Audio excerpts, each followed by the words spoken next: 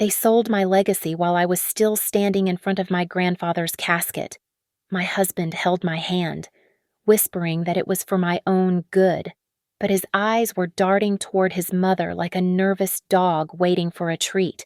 They thought I was too broken to fight back. They missed one tiny detail in the paperwork, though just 4 words that would cost them everything. My name is Tessa Markham. At 29 years old, sitting in a cramped law office in Milwaukee that smelled of damp wool and lemon polish, I expected to inherit a vintage watch or perhaps a collection of dusty maritime maps. My grandfather, Hank Markham, had been a man of salt and steel, and I was the only one in the family who knew the difference between a container crane and a dry dock. But I never expected the lawyer to look over his spectacles, clear his throat, and drop a bomb that would shatter the calculated silence of the room. To my granddaughter, Tessa, the lawyer read, his voice flat and professional. I bequeath the entirety of Markham Harbor Works, including all assets, controlling shares, and operational oversight effective immediately. The silence that followed was heavy enough to crush bone. My husband, Evan Kingsley, shifted in his chair beside me. He immediately wrapped his arm around my shoulders, pulling me into the fabric of his expensive suit.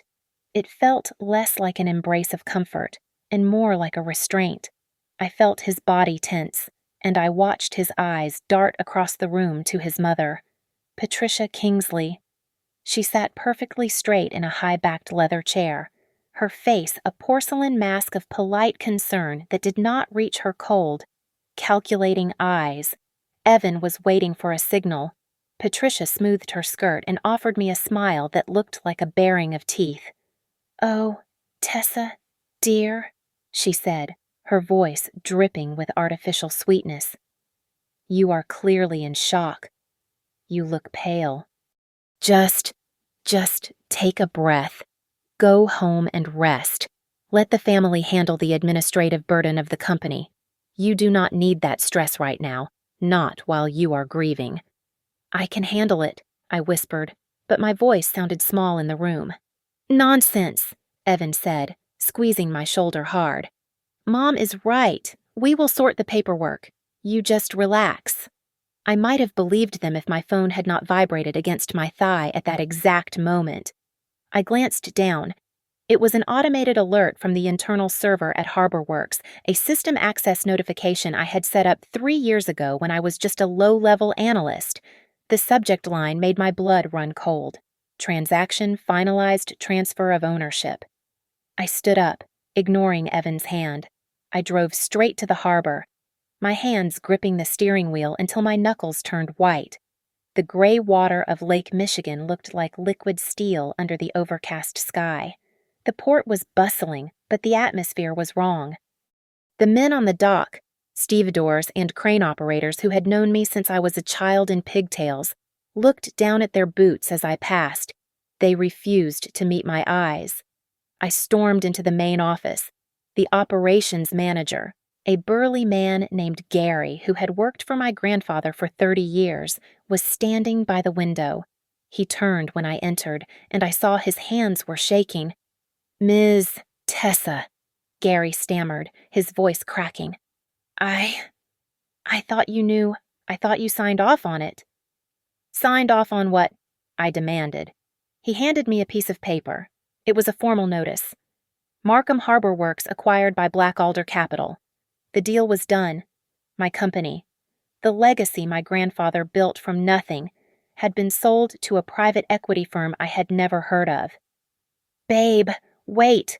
Evan's voice came from behind me. He had followed me here. He stood in the doorway, looking out of place in his Italian loafers against the grime of the shipyard office. He held his hands up in a placating gesture. It is for the best. Tessa, really, you cannot handle the pressure of this place.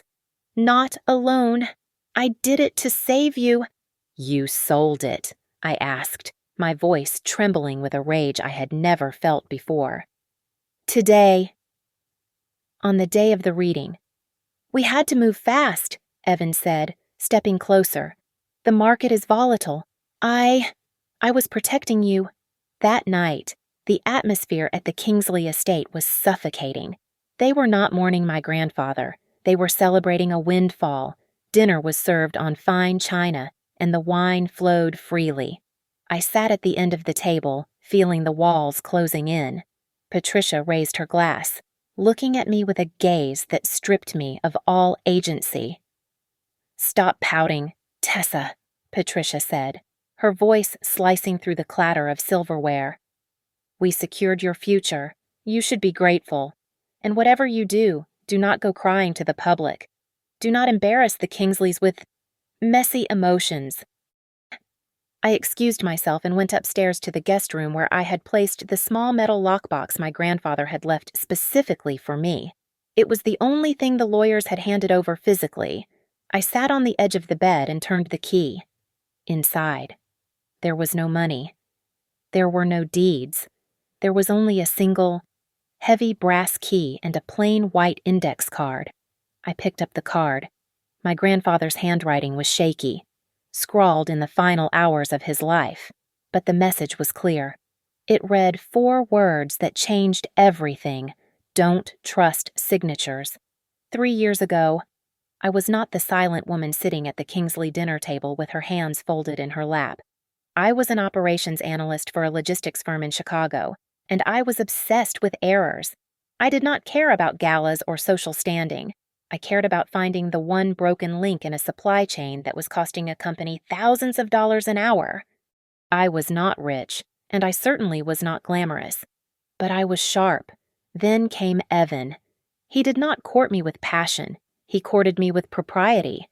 He seemed like the perfect balance to my chaotic hours spent staring at spreadsheets. He introduced me to the Kingsley world of country clubs and charity auctions, a world where compliments were weapons wrapped in silk. I remember the first time I met Patricia. We were standing in the foyer of her estate. She did not offer me her hand. Instead, her eyes traveled slowly from my messy bun down to my scuffed work flats. "You have a quiet energy," Patricia had said, her voice devoid of warmth. "Girls like you are suited for the background, Tessa. You are not built to hold power. You are built to support those who do. I married Evan because I thought he was different from her. I thought his politeness was kindness, not a mask. I was wrong. The realization hit me on our honeymoon in Maui. A courier arrived with a stack of documents from his mother. Evan pulled a pen from his pocket and started signing page after page without reading a single word. "Evan, wait," I had said, reaching for his hand. "You do not even know what those are. It could be anything." He laughed, a dismissive sound that made my stomach turn. "It is from Mom. Tessa, the family is always right. I do not need to read it." That was when my grandfather, Hank, stepped in. He saw me drowning in the shallow waters of the Kingsley expectations. He offered me a position at Markham Harbor Works, not as an executive, but as a student of the grind. He demanded I meet him at the docks at 4:30 in the morning. For 2 years, I wore steel-toed boots instead of heels. I walked the lines with the foreman. I learned that a manifest is just a wish list until the cargo is actually physically verified. I learned how silence is used in boardrooms to bully people into agreements they do not want to make. As I grew sharper, Evan grew colder. He hated coming home to find me smelling of diesel and lake water. He hated that I could talk about shipping yields and union contracts with more authority than he could. "You are embarrassing me," he told me one night after a dinner party where I had corrected a guest about tariff regulations. "You make me look like I rely on my wife for intelligence." It is emasculating. Patricia, of course, was the architect of his insecurity. I overheard her whispering to him in the library the following Sunday. "Kingsley men do not take direction," she hissed. "Especially not from someone of her pedigree. Control your wife, Evan, or she will think she owns you." They thought I was oblivious, but I was just observing. The breaking point should have been the acquisition of the North Shore route 6 months ago. The data showed a massive liability hidden in the maintenance logs of the new fleet, a detail that would have bankrupted the project. I found it. I stayed up for 3 nights analyzing the repair schedules and flagged the risk. I saved the deal. But at the celebratory dinner the next week, Evan stood up and raised his glass. "I just had a feeling," Evan said, beaming at his mother while the table applauded his business acumen. "I looked at those logs and I just knew something was off. It takes a Kingsley instinct to spot a disaster before it happens." I sat there, gripping the stem of my wine glass, and said nothing. I let him have the applause. I let him think he was the genius. I learned that day that my husband was not just a weak man, but a thief who would steal my mind to feed his ego. I stayed silent then because I was still learning their game. Now, looking back at the signed sale documents for my grandfather's company, I realized I had learned it too well. I knew exactly how they operated, and I knew that Evan claiming credit for my work was just the rehearsal for selling my inheritance. The next morning, I walked into the corporate headquarters of Markham Harbor Works like a ghost haunting her own house. My access badge still worked, though the security guard hesitated for a full second before buzzing me through the turnstile. I went straight to the legal department, my heels clicking a sharp rhythm on the marble floor that sounded like a countdown. "I need the full execution file for the Black Alder acquisition," I told the junior associate at the desk. "Unredacted. Now." He blinked, looking terrified. "Ms. Markham, I cannot do that. We are in a strictly confidential transition period. All document requests have to go through the transition committee." "Who runs the committee?" I asked. "Mr. Kingsley," he whispered. I did not argue. I turned around and walked out, but I did not leave the building. I went to the server room basement, a place Evan never visited because the hum of the cooling fans gave him a headache. I used a terminal that had not been wiped yet. I pulled up the executive calendar. There it was, blinking in red for Friday at 2 o'clock in the afternoon post-sale ratification board meeting. I had exactly 72 hours before the sale became irreversible. I dug deeper into the upload logs. If the sale was finalized yesterday, there had to be a signature, my signature, but I had not signed anything. I found the file authorization final exec, PDF. I opened it. My breath hitched in my throat. There, at the bottom of the page, was my signature. It was my loop on the T, my sharp slash on the M. Above it was a reference to an attached document, emergency power of attorney. I clicked the attachment. It was a legal document granting Evan Kingsley full power to sign on my behalf in the event of my incapacitation due to extreme grief. The notary stamp was dated 3 days ago, the day of the funeral. I printed the pages and marched straight to Evan's temporary office on the executive floor. He was on the phone, laughing, but he hung up the moment I slammed the papers onto his desk. "You forged my signature," I said, my voice low and dangerous. Evan sighed, leaning back in his chair with a look of exhausted patience. "Tessa, stop. You are being hysterical. I did not forge anything. You signed that power of attorney the morning of the funeral. Do you not remember? You were a mess, crying, shaking. I put the paper in front of you and you signed it because you trusted me to handle the heavy lifting." "I did not sign this," I said. "You did," he said, standing up and walking around the desk to loom over me. "You just do not remember because you were medicated and grieving. I did this for you, to save you the pain of reading legal jargon while you were burying your grandfather." God, Tessa. Why must you always make me the villain for trying to help you? I looked down at the paper in my hand. Then I remembered the 4 words in the lockbox.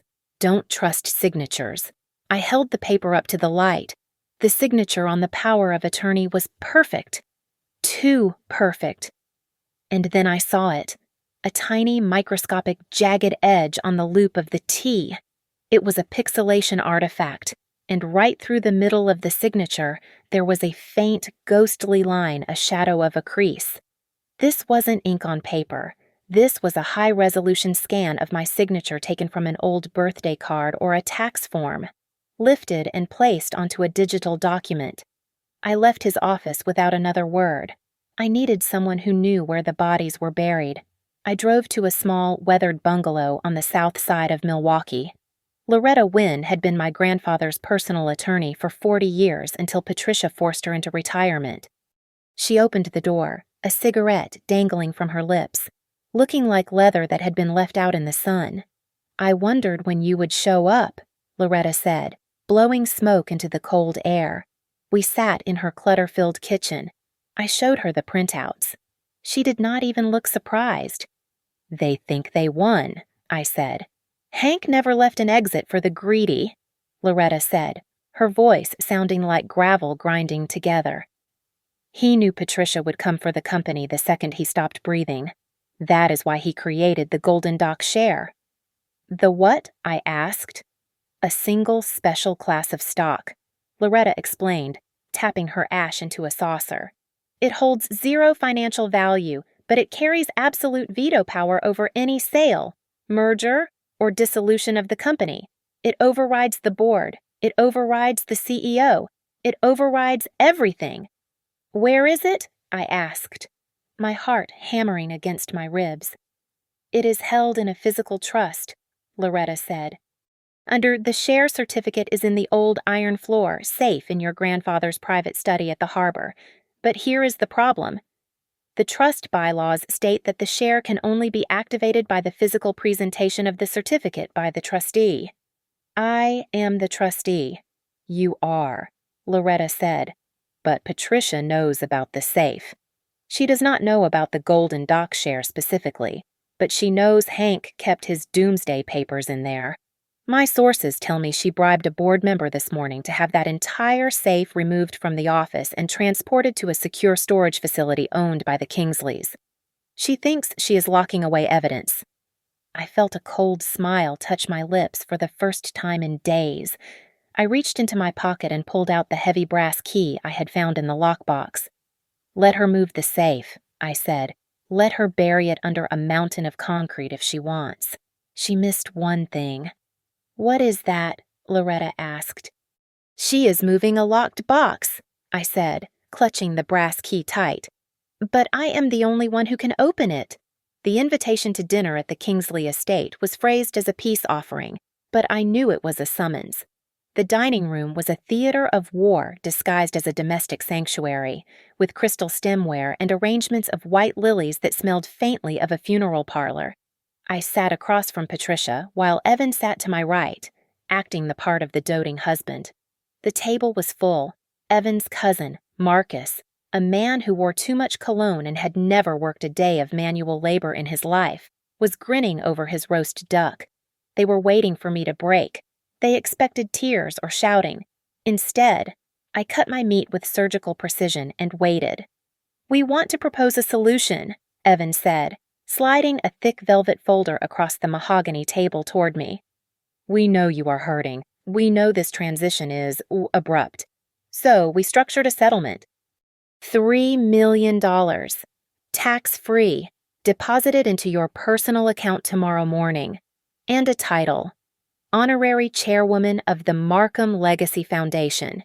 You can host galas, Tessa. You can cut ribbons. It is what you are good at." I opened the folder. The check was already printed. $3 million. It was a lot of money to most people. To the Kingsleys, it was hush money. To me, it was an insult. I looked up, widening my eyes, feigning a tremor in my hand. I do not understand how this happened so fast. Who valued the company? Did someone from the family introduce Black Alder Capital? "It was a collective effort," Patricia said smoothly, taking a sip of red wine. "We have friends in high finance." "But the fees," I stammered, looking at Marcus. I saw a line item for a consulting fee. It was huge. Did the firm pay that? Marcus laughed, the sound loud and wet. He was already 3 glasses of wine deep. "Pay it. The success fee hit the account at 4:30 this afternoon. Best wire transfer I have ever seen. We are talking about 5% of the gross sale, Tessa, do the math. It is incredible. The table went silent. The clinking of silverware stopped. Marcus froze, realizing he had just confirmed that the family had personally profited from selling my inheritance. They all looked at me, expecting me to smile, to join the conspiracy of greed. I did not smile. I stared at Marcus until he looked down at his plate. So, I said softly, you sold my grandfather's life work so you could get a commission.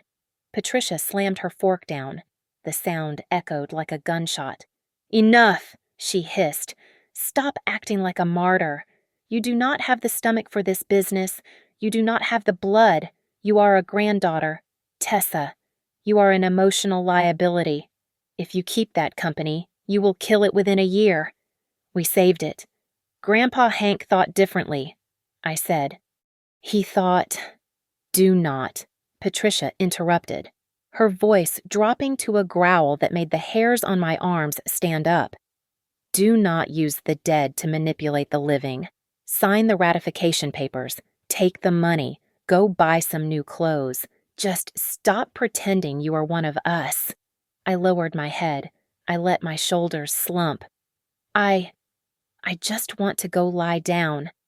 Can I just go to our old room and collect some things? Some of Grandpa's old photos I left there. Patricia's face relaxed. She saw the surrender she had been waiting for. Of course. Go ahead. Take whatever sentimental trash you want. Just be out in 20 minutes. I walked up the grand staircase, my legs feeling heavy, but my mind racing. I entered the bedroom Evan and I used to share when we stayed over. I went straight to my travel bag in the closet. I unzipped the hidden lining and pulled out the small digital recorder I had left running the entire time. The red light was blinking steadily. I pressed the stop button. I had everything. The admission of the success fee, the timeline of the transfer, the coercion. I was about to slip the recorder into my pocket when the door handle turned. I froze. Evan walked in. He closed the door behind him and leaned against it, looking at me with eyes that were red-rimmed and hollow. I saw you leave the table, Evan said. I thought you might be... crying. I am done crying, I said, clutching the recorder in my pocket. You have to understand, he said, walking toward me, his hands open. It is not about the money, Tessa. It really isn't. I needed this deal.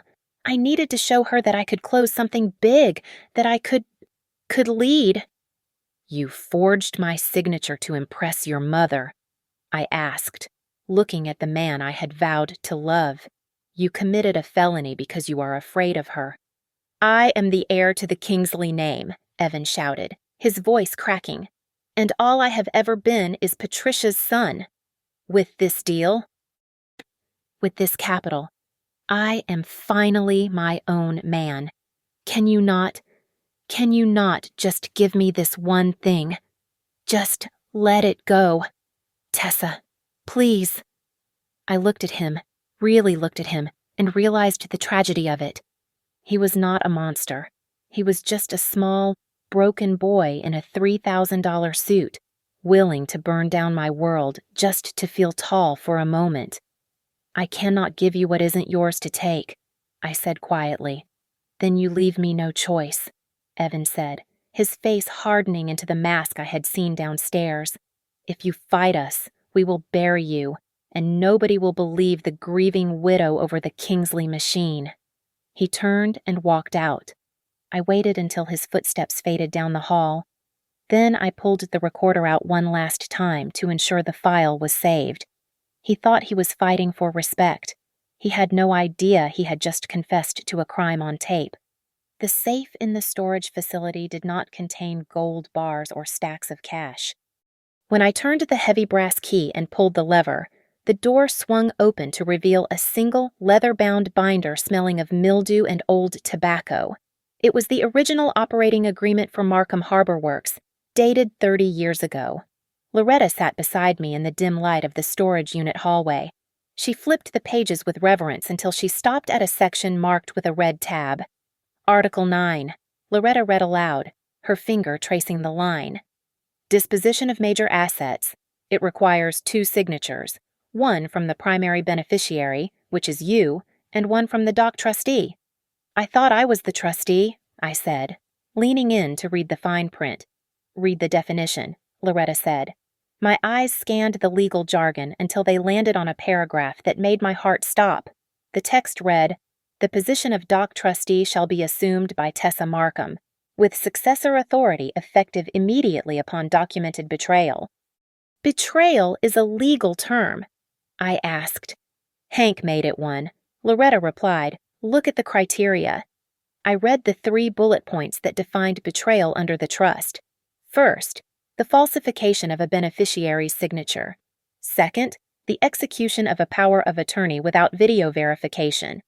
Third, the sale of core assets while the beneficiary is in a period of direct mourning, defined as 30 days post-death. I sat back against the cold concrete wall. My grandfather had not just left me a company. He had left me a trap designed to snap shut on anyone who tried to steal it. "I have all of it," I said, my voice steady. "I have the scanned signature on the power of attorney. I have the recording of Marcus admitting to the success fee. And the date on the sale documents is 3 days after the funeral." "Then you are not just the owner," Loretta said, closing the binder with a sharp snap.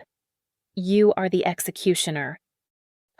2 hours later, we were in a small, dusty shop in the back streets of Chicago. The sign on the door just said "Document Analysis." The man behind the desk, a forensic handwriting expert named Mr. Vance, looked at the high-resolution scan of the power of attorney under a microscope. It took him exactly 5 minutes. "It is clumsy work," Vance said, peering through his lens. "See the pixelation on the cross of the T, and the pressure variance is uniform. No human hand writes with 0 pressure variance. This is a digital composite. A copy-paste job? A bad one." "Will you testify to that?" I asked. "I will write a sworn affidavit right now," Vance said. "For a fee." "Write it," I said. As he typed, I opened my laptop. For years, Evan and his mother thought I was just doing data entry at the harbor.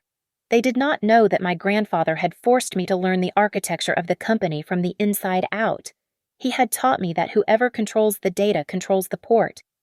I logged into the administrative backend using a root access code I had created 2 years ago, a backdoor I had built specifically for system audits. I did not delete anything. I simply moved the entire operational database, the shipping manifests, the billing cycles, the vendor contracts onto a secure, encrypted backup server that only I could access. Then, I locked the main system. When the new owners from Black Alder Capital tried to log in tomorrow morning to check their new asset, they would find a digital ghost town. I was just closing my laptop when my phone rang. It was past midnight. The caller ID showed a name I did not expect: Sarah, Patricia's personal assistant. I answered. "Hello." "Tessa." Sarah's voice was a whisper, barely audible over the sound of wind. I cannot do it. I cannot do what she is asking." "Where are you?" "Sarah," I asked. "I am outside the office," Sarah said, and I could hear the jagged intake of her breath. "Patricia." She called me in. "She wants me to sign an affidavit stating I saw you sign that power of attorney. She drafted it herself. She told me if I did not sign it, she would ensure I never worked in this city again." "Do not sign it," I said. "I have children, Tessa." Sarah sobbed. "I am scared. She is destroying files. She has the shredder running right now. I needed to tell someone." "Sarah, listen to me," I said, my voice hard and cold. "Go home. Do not sign anything. If she fires you, I will hire you back with double the salary the day I take the company back. But right now, I need you to go home and stay safe. Can you do that?" I think so," Sarah stammered. "Tessa, they are terrified of you. I heard Evan screaming on the phone. They know you have something." "They have no idea," I said, and ended the call. The next 48 hours were a masterclass in character assassination. Patricia did not attack me with a sledgehammer, she used a scalpel. By Tuesday morning, the business journals in Milwaukee were running articles citing anonymous sources close to the family who claimed that the heir to Markham Harbor Works was suffering from acute grief-induced instability. They painted a picture of a fragile, hysterical woman who was being manipulated by outside forces, implying that the sale of the company was a necessary rescue mission to save the asset from my incompetence. I read the headlines on my tablet while drinking black coffee. I did not cry. I did not throw the device across the room. I simply took a screenshot and added it to the folder marked evidence of coercion. Then came the letter from Black Alder Capital. It was delivered by courier, printed on thick, cream-colored bond paper. The language was polite, corporate, and absolutely venomous. It stated that if I signed the ratification documents by Friday, they would guarantee the retention of 75% of the current workforce. If I continued to obstruct the deal, they would be forced to initiate immediate strategic restructuring, which was code for mass layoffs. They were holding my grandfather's employees hostage to force my hand. Evan played his part in the public theater perfectly. He posted a photo of himself looking somber at the funeral on his social media, with a caption that made my stomach turn. "My wife is going through the unimaginable right now," Evan wrote. "Please respect her privacy as we try to protect her from the burdens she is not ready to carry. I will always be her shield." I did not respond to the comments praising him as a saint. I did not issue a press release. Silence was my loudest weapon. While they were busy spinning stories, I was sitting in a dimly lit office with Caleb Rowe, a forensic accountant who treated bank statements like crime scenes. "I found the fee," Caleb said, spinning his laptop around to face me. "The consulting fee for the acquisition. It did not go to an investment bank. It went to a shell entity registered in Delaware called Azure Horizon Holdings." "Who owns Azure Horizon?" I asked. "On paper, nobody," Caleb said, tapping a key. "But I traced the IP address used to access the bank account. It resolves to a residential address in Lake Geneva." "The Kingsley Summer House," I said, feeling a cold satisfaction settle in my chest. "Patricia paid herself a success fee for selling your company," Caleb said, shaking his head. "And she routed it through a shell company to hide it from the taxman and the board. If this comes out, she goes to federal prison for embezzlement and fraud." That afternoon, I requested a private meeting with two neutral members of the Harbor Works board, Mr. Henderson and Mrs.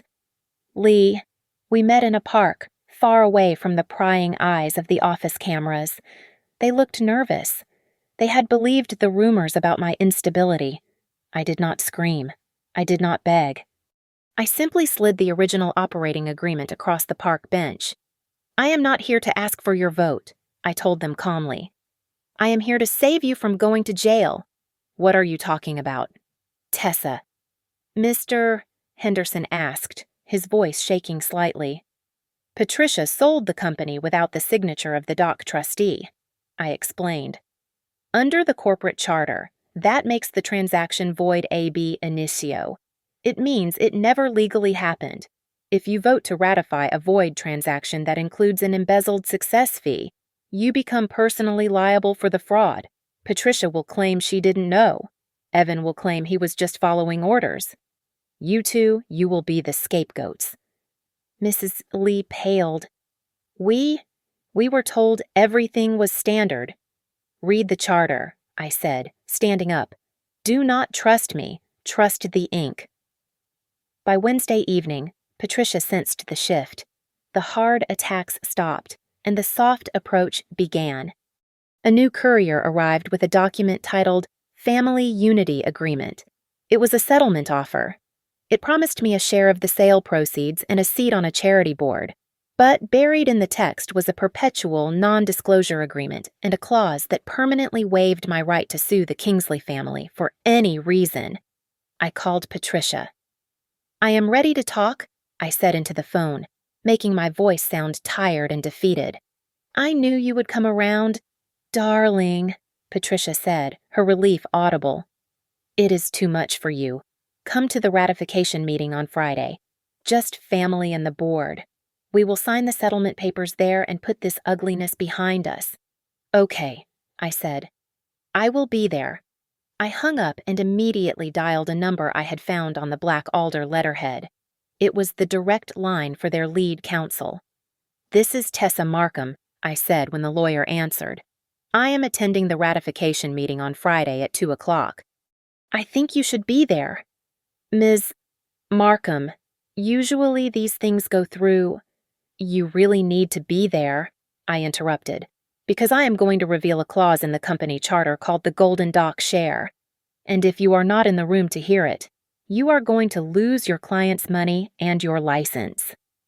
There was a long silence on the other end. We will be there, the lawyer said. I smiled at my reflection in the dark window. Patricia wanted a family meeting. I was going to give her a deposition. I sent the formal request to postpone the ratification meeting at 6 o'clock in the morning on Thursday.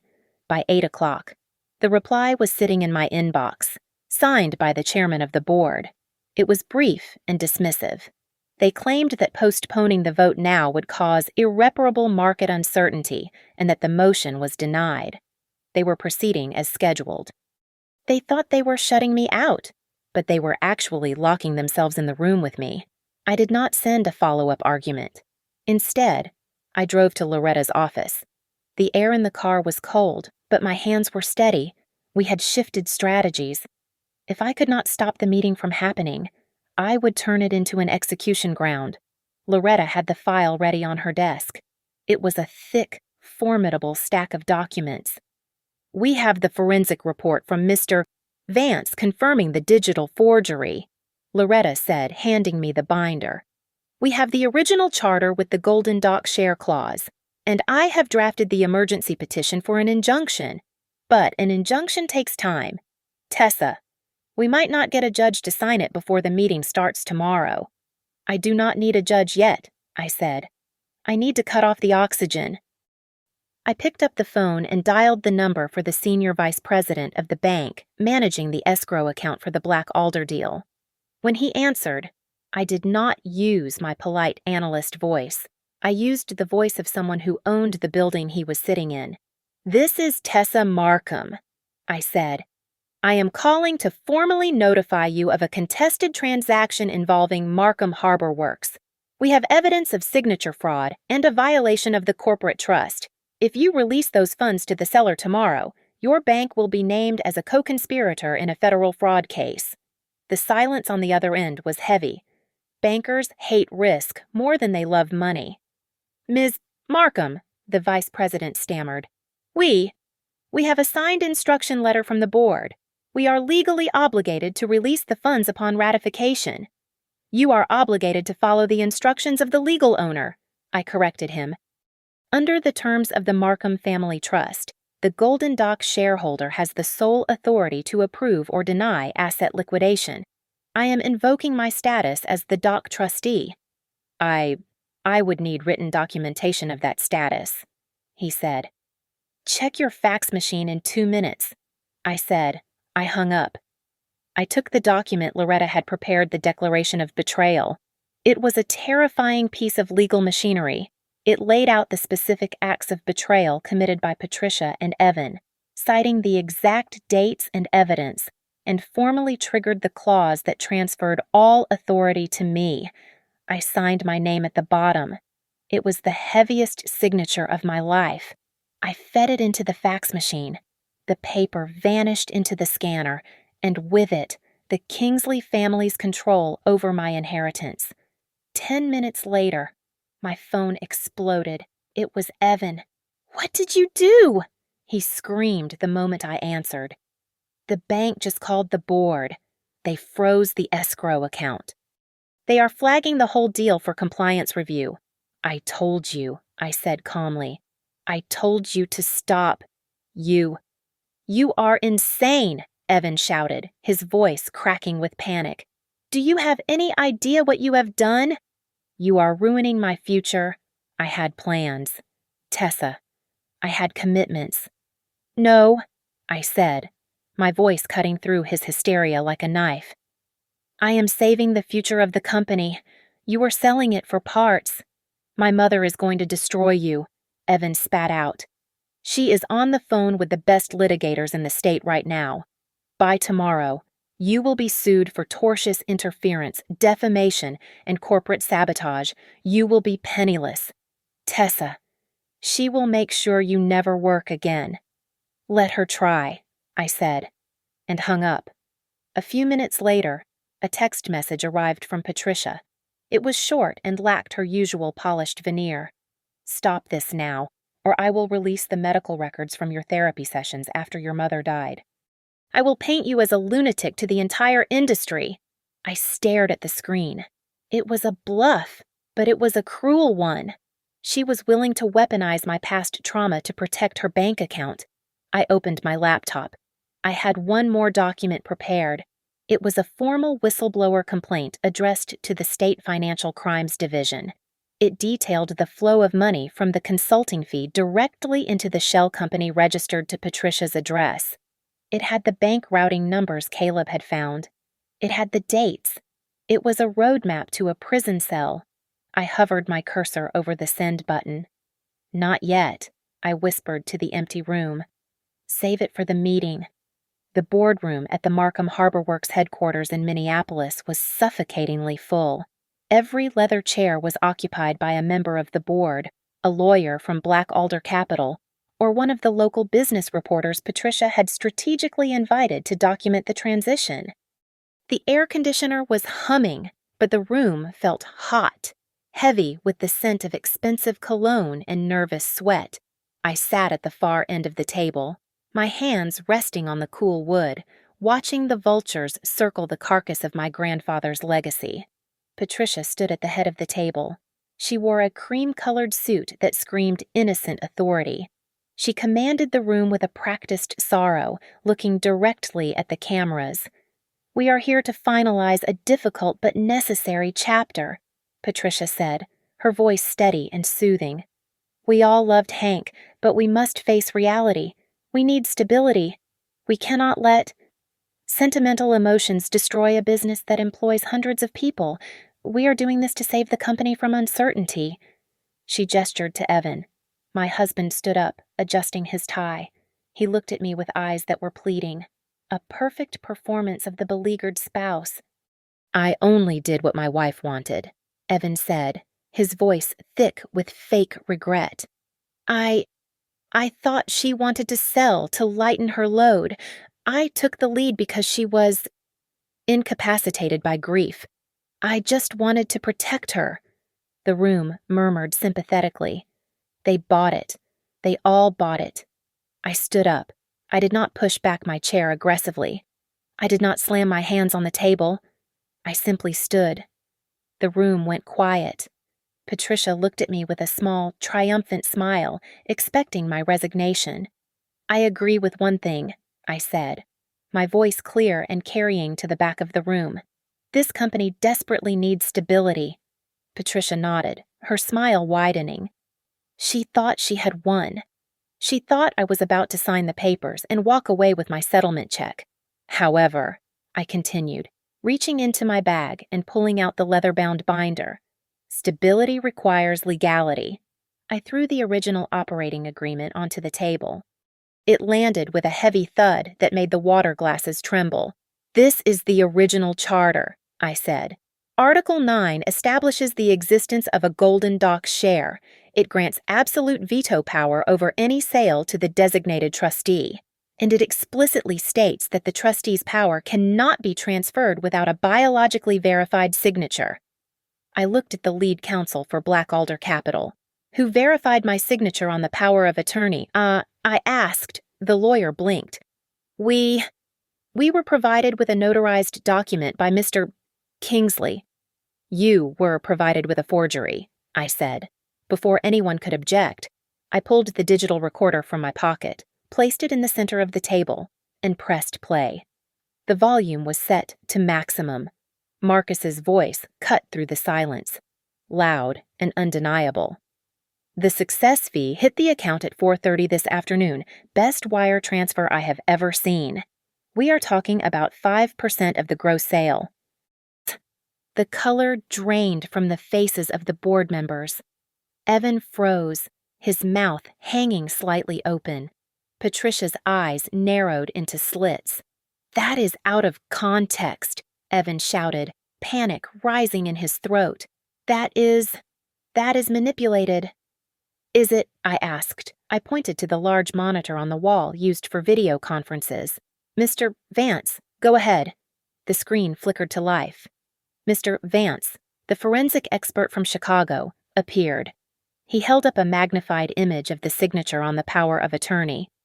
"The signature on the authorizing document is a digital composite," Mr. Vance said, his voice dry and clinical.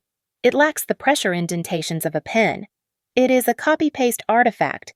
In my professional opinion, it is a clumsy forgery." The room erupted. The reporters were typing furiously on their phones. The lead lawyer for Black Alder Capital stood up so fast his chair tipped over. "Stop!" the lawyer barked, holding up his hand toward Patricia. "We are pausing this meeting immediately. If these allegations of forgery and undisclosed fees are true, my firm is walking away. We will not be party to a federal fraud investigation." For the first time in my life, I saw Patricia Kingsley lose control.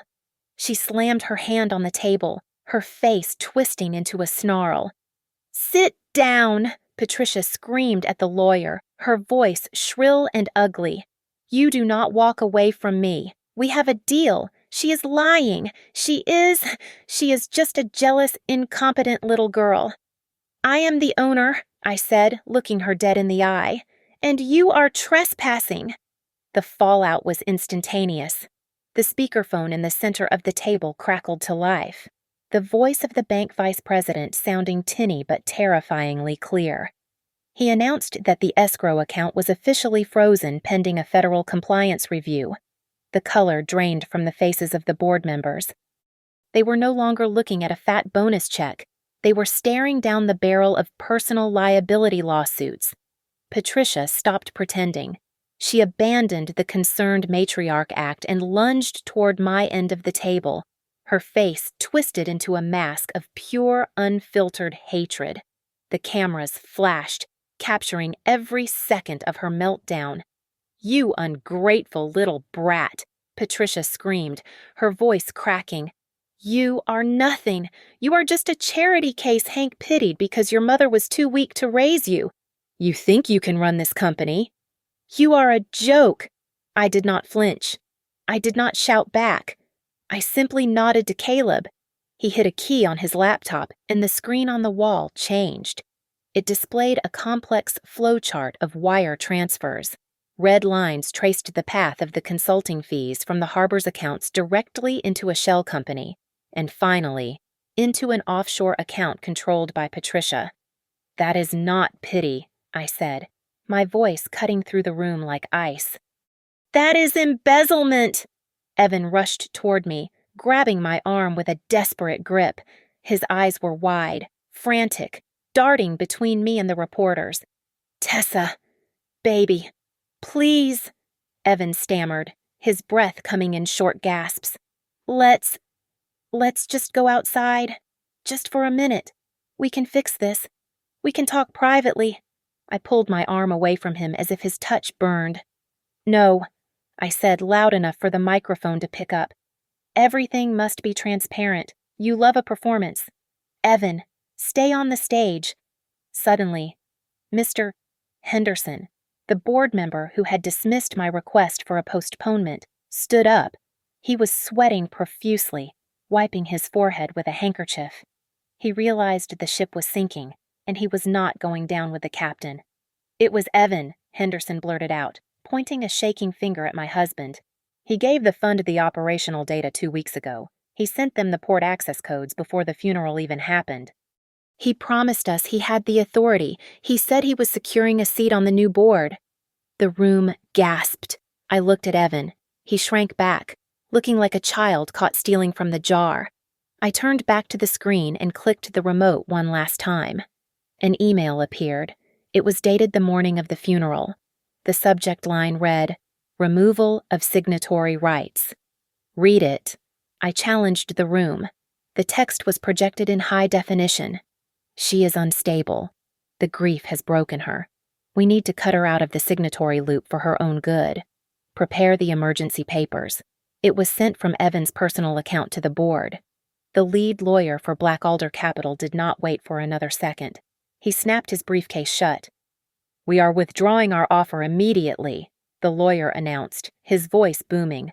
"Black Alder Capital was misled by fraudulent internal information. We are not purchasing this asset. Consider the deal dead." He marched out of the room, leaving a heavy silence in his wake. The deal was gone. The money was gone. Patricia sank into her chair. She looked small suddenly, stripped of her power. She looked up at me, her eyes desperate but calculating. She was already trying to find a new angle. "Fine," Patricia whispered, her voice trembling. "You won. How much?" "How much for a non-disclosure agreement we will pay you. We will double the settlement. Just sign a paper saying this was a misunderstanding." I looked at her, at the woman who had made me feel small for 3 years, and I felt absolutely nothing. "I do not want your money, Patricia," I said. "I want the truth entered into the official record." Loretta stepped forward then. She had been standing quietly in the corner, holding a single thin folder. She walked over to me and placed a piece of yellowed paper on the table. It was a handwritten addendum, scrawled in my grandfather's distinctive block letters. I read the header. My heart hammered against my ribs. I looked up at Evan and Patricia, who were watching me with terrified confusion. "You thought you were clever," I whispered to them. "But you missed one thing." I tapped the paper. "This is the one thing you missed."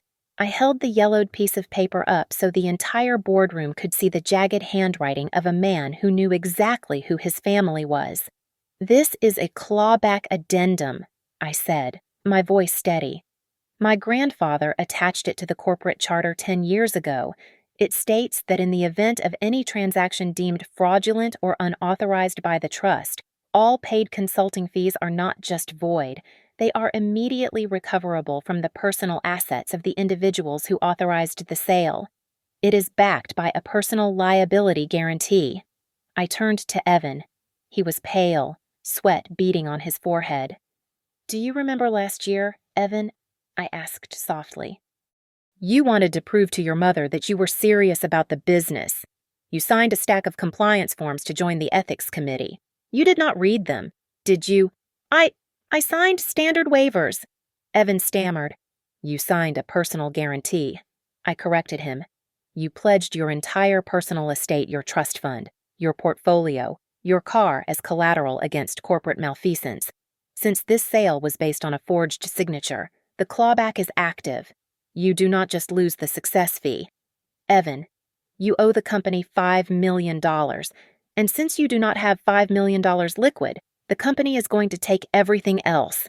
Evan sank into his chair, looking like a man who had been shot in the gut.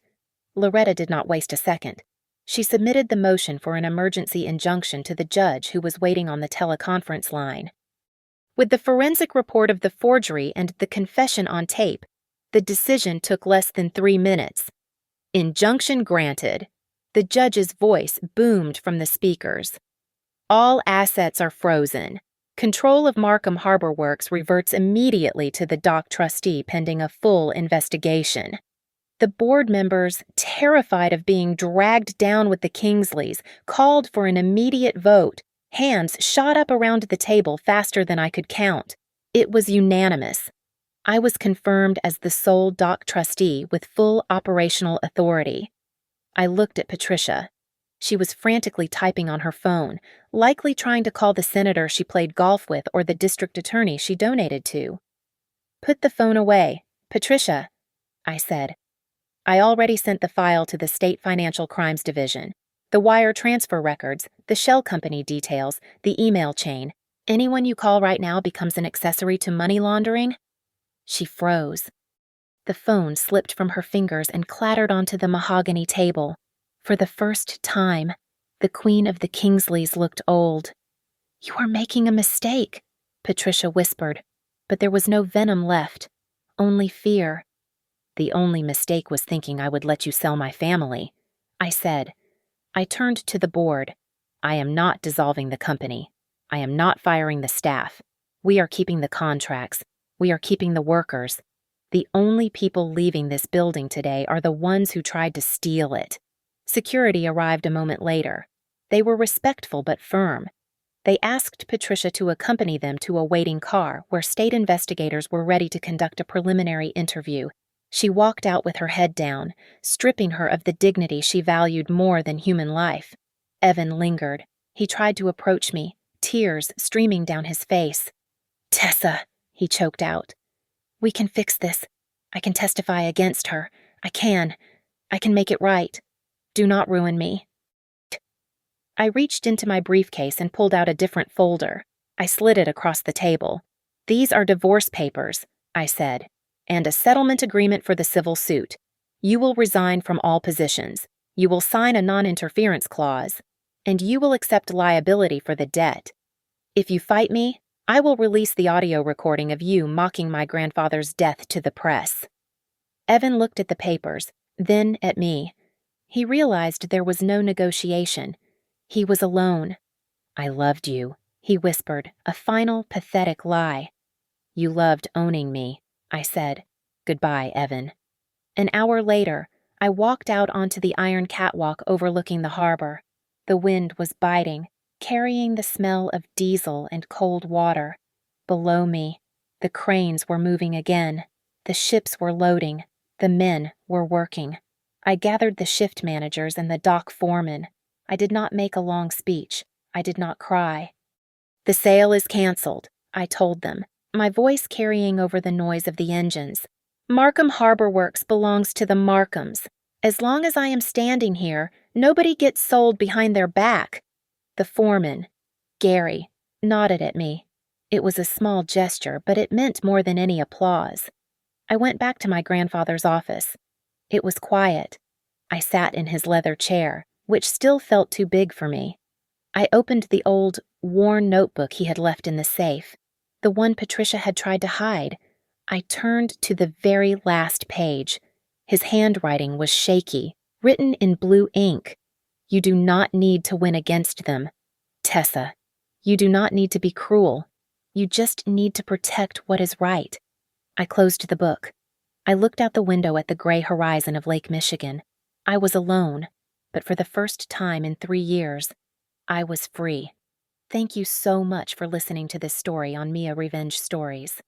I would love to know where you are tuning in from, so please leave a comment down below sharing your city or country, and let me know what you thought of Tessa's revenge. If you enjoyed this video, please smash that like button, hit subscribe, and press the hype button to help this story reach even more people.